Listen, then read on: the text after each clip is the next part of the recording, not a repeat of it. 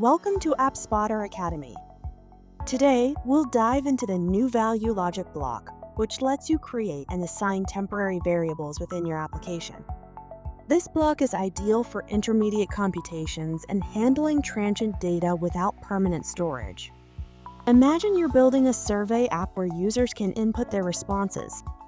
You might want to temporarily store each response in a variable before sending them all together to the server. The new value logic block can be used to hold these responses until they are submitted. Let's go through the steps to add and configure the new value logic block in your workflow. Drag the new value logic block into your workflow to integrate it into your application's logic. Next, connect the new value block to an event from your view. This event, defined as an output event in the view component, will trigger the creation of the new value.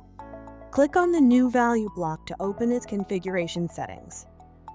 Here are the key configuration steps. Create a new value within the block. You can define this value's name and data type depending on the information you want to store. Next, set the output to a specific JSON format if necessary. This output can be used later in your application's workflow or passed to other logic blocks. Finally, set up toast messages for on success and on error scenarios. These messages provide feedback to the user based on the success or failure of creating the new value.